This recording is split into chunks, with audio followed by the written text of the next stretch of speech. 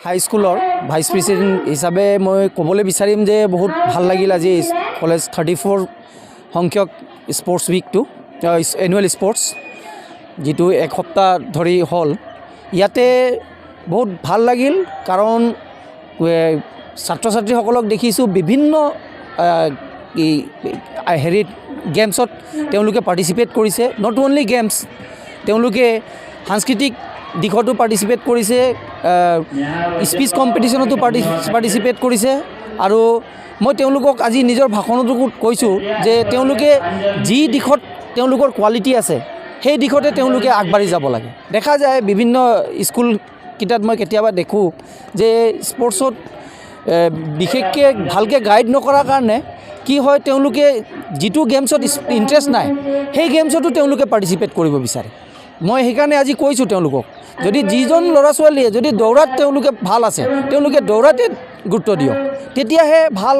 এজন দৌৰা ওলাব আমাৰ ইয়াত মাৰাথন দৌৰা বা আমি কৈছোঁ তেওঁলোকে যদি গেমছত ইণ্টাৰেষ্ট দিছে সেই গেমছত এনেকৈ ধৰণে খেলিব লাগে যে অলিম্পিকত যাব পাৰিব সেইটো ভাবিব নালাগে যে আমি এটা গাঁও জেগাত আছোঁ গতিকে মই খেলা ধূলা কৰি কিনে আমি আগবাঢ়িব নোৱাৰিম খেলা ধূলাটো বহুত দৰকাৰ মই ভাবোঁ কাৰণ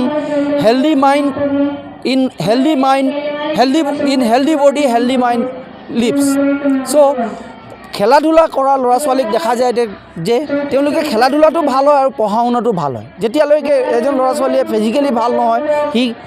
পঢ়া শুনা ভাল হ'ব নোৱাৰে গতিকে বেমাৰ হৈ থাকে যদি সি কেনেকৈ ভালকৈ পঢ়িব আৰু খেলা ধূলা কৰিলে কি হয় সুস্থ হৈ থাকে তো মেণ্টেলিও ভাল হৈ থাকে গতিকে মই ভাবোঁ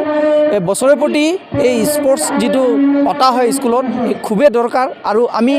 অনলি বছৰত এবাৰহে খেলিবৰ কাৰণে ল'ৰা ছোৱালীক উৎসাহ কৰিব নালাগে আমি তেওঁলোকক এনেকুৱাকৈ শিকাব লাগে যে তেওঁলোকে এই স্পৰ্টিং কালচাৰটো ৰেগুলাৰ ইউজত আনক যেনেকৈ ইংৰাজী মেথমেটিক্স ডেইলি পঢ়ে ঠিক তেনেকৈ কোনোবা স্পৰ্টছত যদি সেই ল'ৰা ছোৱালীজন সেই ল'ৰা বা ছোৱালীয়ে ভাল আছে সি ৰেগুলাৰ এইটো প্ৰেক্টিছ কৰিব লাগে আৰু বছৰত নিজৰ প্ৰতিভাখন দেখুৱাবলৈ চেষ্টা কৰিব লাগে শিক্ষাৰ বাহিৰেও এজন ছাত্ৰ বা ছাত্ৰীক আচলতে শাৰীৰিক আৰু মানসিক দিশটোত সুস্থভাৱে ৰাখিবৰ কাৰণে খেল ধেমালিটো আটাইতকৈ গুৰুত্বপূৰ্ণ বিষয় সুস্থ দেহতহে সুস্থ মনৰ বিকাশ হয় সেইটো উদ্দেশ্য ৰাখিয়েই আমি ছাত্ৰ ছাত্ৰীসকলৰ প্ৰতিভাসমূহ বিকাশৰ কাৰণে প্ৰতি বছৰে এনেধৰণে বাৰ্ষিক ক্ৰীড়া সপ্তাহ পালন কৰি আহিছোঁ এফালে যেনেকৈ আমি